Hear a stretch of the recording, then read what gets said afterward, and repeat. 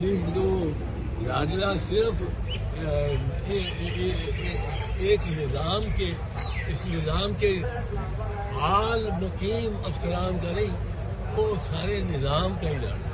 Barrister صاحب، آپ نے قاسم سوری صاحب والے کیس کے بارے میں جو بات انکشاف کیا ہے کہ اس میں چیف جسٹس امتا بندیال بھی اس سازش کا حصہ تھے اور انہوں نے قاسم سوری کی رولنگ اور ان کی عدالت نے اس کو ختم کیا، تو آپ کے خیال میں چیف جسٹس امتا بندیال اس سازش کا حصہ تھے اور جنرل باجوہ کے کنٹرول میں تھے، اور جسٹس بندیال نے جو فیصلے کیے جنرل باجوہ کے کہنے پہ کیے؟ اب تو یہی لگتا ہے، پہلے نہیں لگتا۔ جس وقت عمر بندیال کیس سن رہے تھے فوجی عدالتوں کا، سوائے یہ کہ آخری مہینہ انہوں نے لگایا ہی نہیں، وہ آبزرویشن جو دیتے تھے اس سے تو بڑا انکریج ہوتے تھے، وہ دیتے تھے انہوں نے جو کہا کئی مرتبہ کہا کہ فوجی عدالت نے کس طرح سویلین کو، آپ کو پتہ نہیں چلا جیسا بندیال کا وقت نہیں کاروائی اب جب کہ پتہ چل گیا ہے تو آپ کے خیال میں جسٹس بندیال کے خلاف کیا کاروائی ہونی چاہیے؟ جسٹس بندیال کے خلاف اب جو ہوگی سو ہو گیا ہونی چاہیے۔ نہیں جو ہو گیا سو نہیں ہو گیا۔ میرا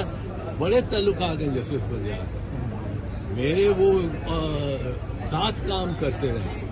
I have great sort of love and affection for him.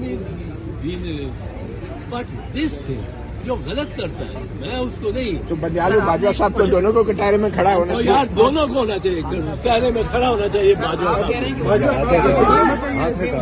کیا تم میرے سے نفی لوگ ہیں؟